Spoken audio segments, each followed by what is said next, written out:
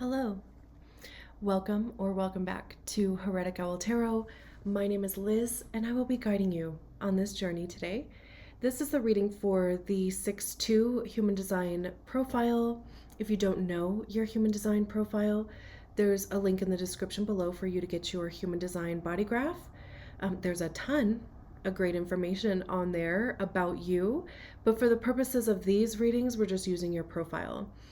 I'm also doing zodiac sign readings again this time around. So definitely be sure to check out your sun, rising, your moon, definitely your rising, but um, if it's already up, or it will be up in the next couple days. So let's get you an oracle card, and then of course get your tarot out, and we'll see what the story is. Well, it's gotta fall out. One card. It took 6 minutes, I think, for this one card to come out, which is interesting because it's the card that is on the cover of the book of the cards. So, but like cards were coming out, but there were 2 or 3 or more cards that were coming out at a time, and we only take one. So anyway, like my fingers hurt. Beautiful card though. Legacy of Light. It has a generational aspect to it, right? All these runes up here, these like symbols, it feels like protection in some capacity. We'll read about that once we get your tarot cards out. We have Death card, 7 of Pentacles, Ace of Swords, perfect, 10 of Swords, 2 of Pentacles, 9 of Cups. I love that. It's so funny. It took 6 minutes to if that. I mean, I don't know. I think that's how long. And no time at all. And like your cards came out in pairs of 3, which was perfect. And then the 3 of Swords at the bottom of the deck. So let me just make sure everything is in frame. And then of course we'll start talking about your reading. Okay. So let's see what this oracle card is talking about. Yeah, definitely won't be reading the whole thing. It's like 2.5 pages. But let's see where it goes. All right. You are being asked to honor the legacy of light that is your sacred birthright. Take nourishment and support from those that have come before you, your ancestral lines, not only in blood but also in spirit. Perhaps these are the beings that have inspired and motivated you to live as a sacred rebel, from your heart and with belief in yourself. The more you are nourished by this legacy of light from your past, the more you become a bearer of the legacy for those that will be supported by your light in the future.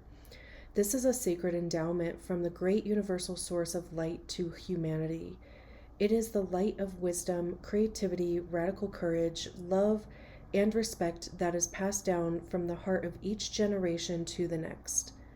The legacy of light is your spiritual birthright to refine and shine your essence in the world, like to be a sun, radiant and unapologetic of your nature. The oracle of legacy of light comes to you when you need confirmation that a creative choice you are making or have made or soon will make is one that is in alignment with your sacred purpose and spiritual path of healing and growth. The legacy of light cannot be ignored without some detriment to your sense of well-being. If you were asking about a particular question and drew this card, then part of the answer to your question is that the issue at hand is one of utmost importance. Oh, I just closed the book. Here we go.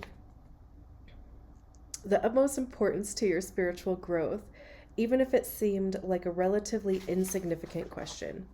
The energy around this matter is relevant to your sacred birthright to shine.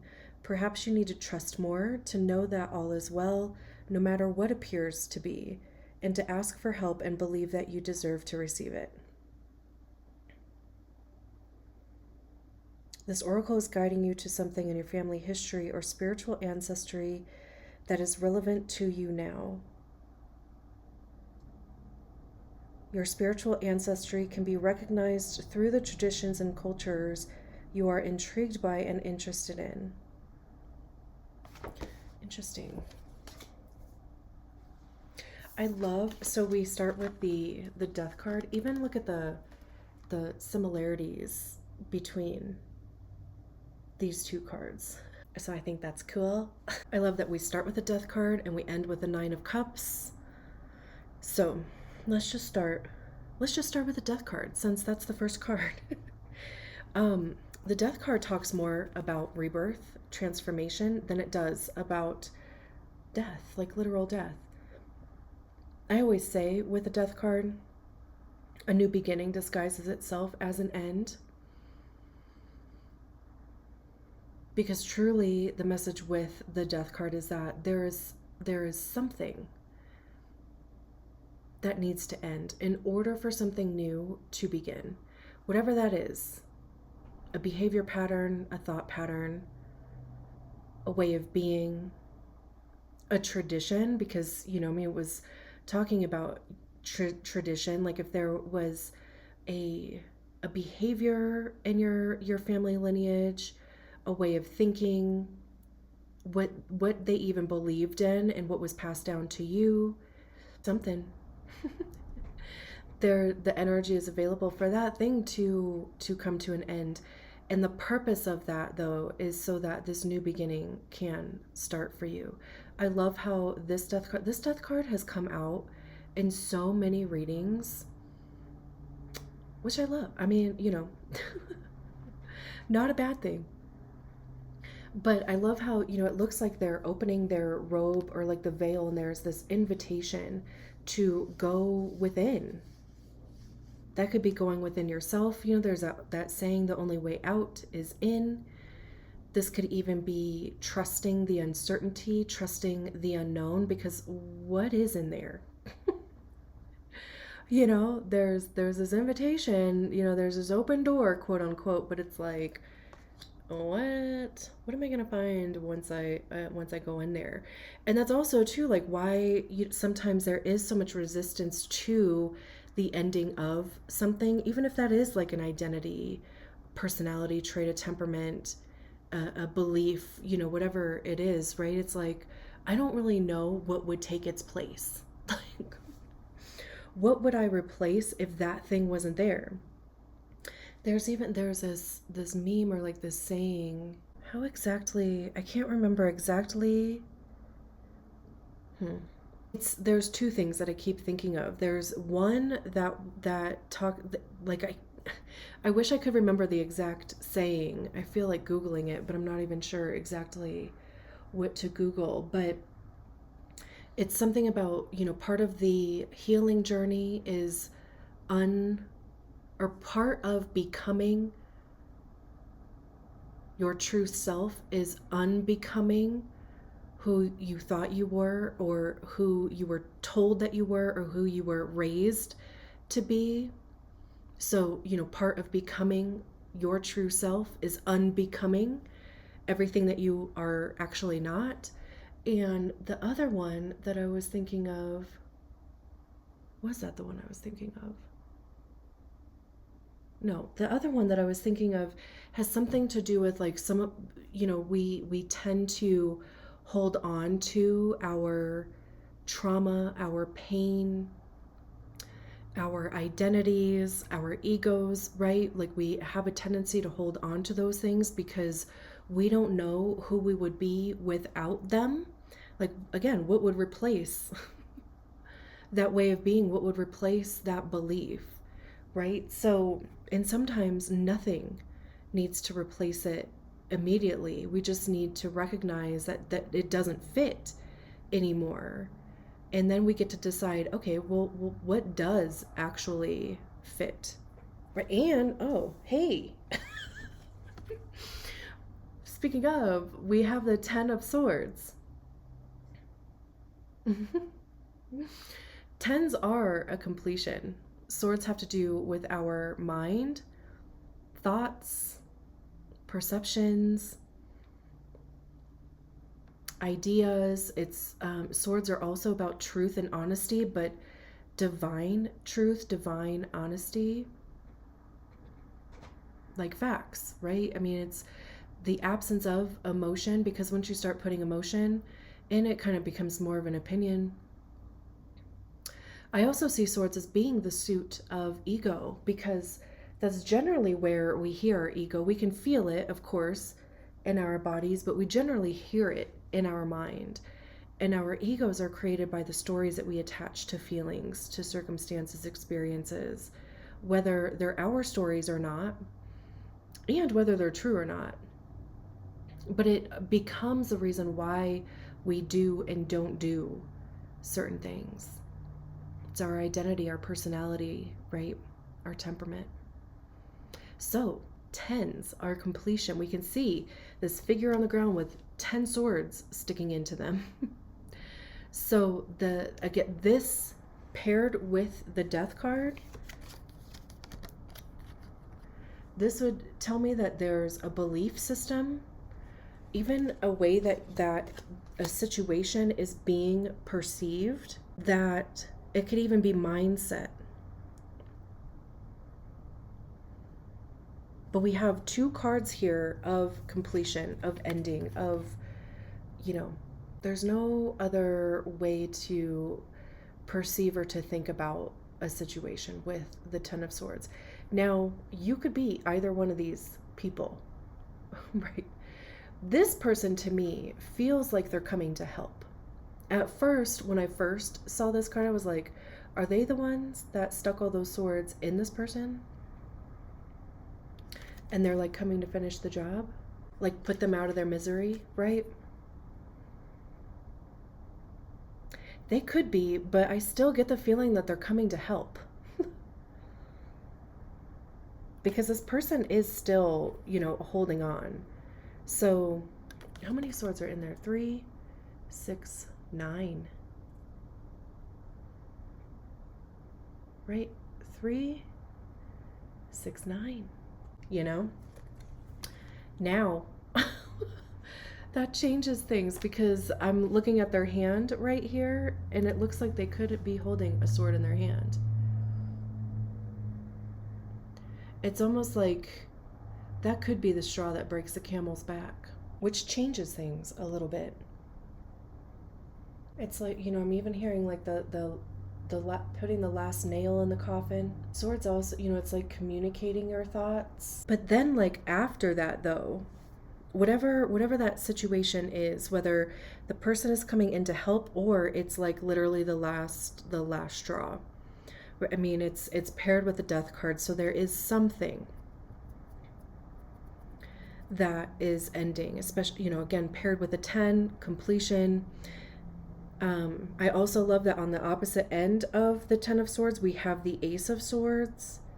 I mean, obviously we'll get to that, but whatever the situation is between the Death card and the Ten of Swords,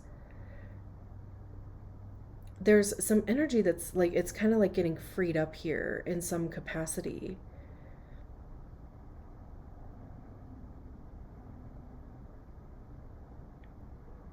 Which again, the death card has more to do with rebirth than it does with death. So there's an opportunity for the situation to transform or transition in some capacity.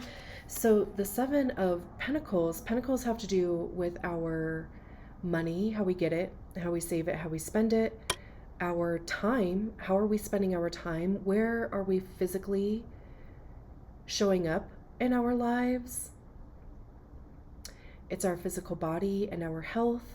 It's anything that we place value and worth on, including ourselves, but our possessions, valuables. And the Seven of Pentacles is about focusing your time, your resources, your money on a thing in order to benefit from it. they have all of these loaves of bread. So this also even feels like to me about like preparation too, because it's like, having all of these loaves of bread ready for whoever's going to eat them or whoever's going to buy them. But it's the process of getting things ready. It's also even having the resources and skill to do that. And then we have the Two of Pentacles. And the Two of Pentacles is about balance, but also juggling. Because, and it looks like, this to me looks like one person split between two different responsibilities. It like kind of gives me that spinning plates thing. This card to me is like the card of adulting, because it's like, responsibilities never end, and it's balancing our time, balancing our resources, balancing our checkbook even.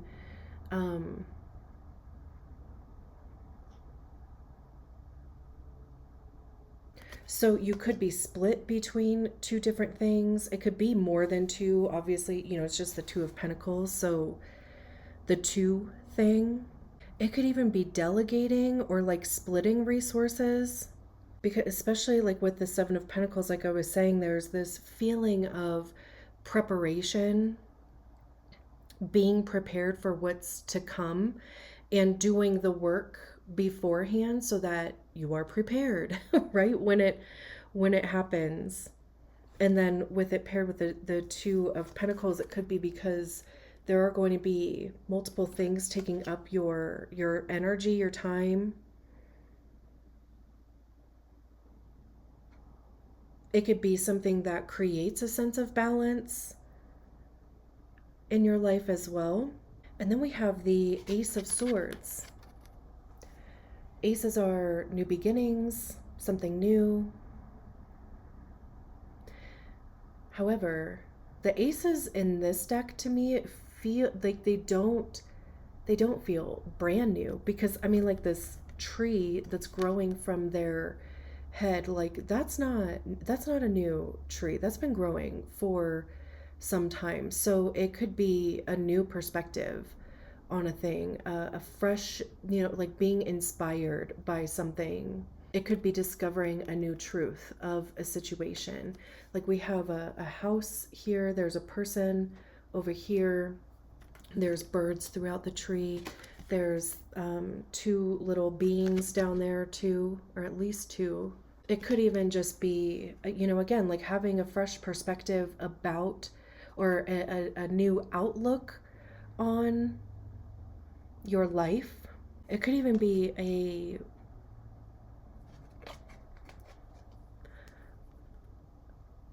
different idea of what you think your perfect life would be, because it's paired with the Nine of Cups. The Nine of Cups is wish fulfillment.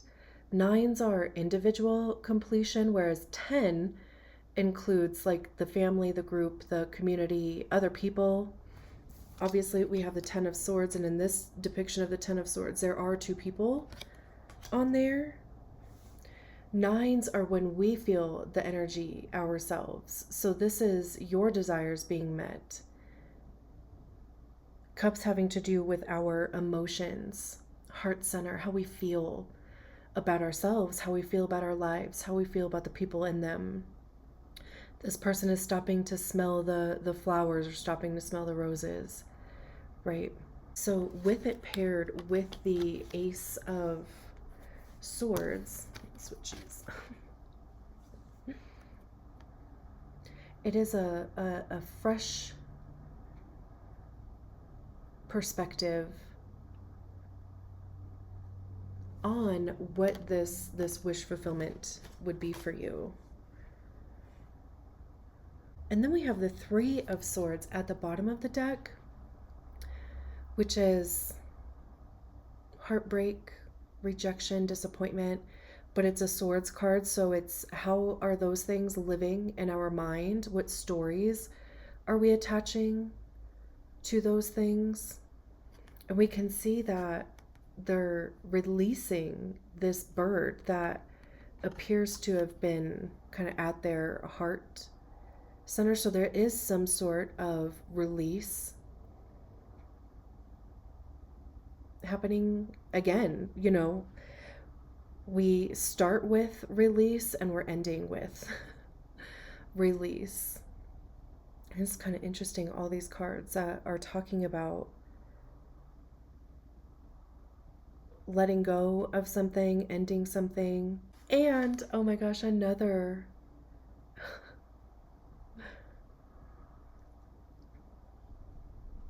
one. As DJ Khaled says, is he the one that's like, another one at the beginning of like all of his songs? The Eight of Cups, again, cups having to do with our emotions. This is emotionally deciding to literally walk away from something. But not only are they leaving, you know, it's not, the focus isn't on what they're leaving behind, it's what they are walking towards, which is the Nine of Cups. And we have the Nine of Cups on the table. They're like, I don't even want what's in this glass anymore. New spark, passion, creativity. There's this phoenix that, you know, the whole story with phoenixes about rising from the ashes. And then the Six of Wands behind that. Recognition, success, victory, the Wheel of Fortune, things changing. Very interesting. What an interesting reading. Very interesting. I'm going to leave it there. Thank you so much for allowing me to read your cards. I will talk to you soon. Bye.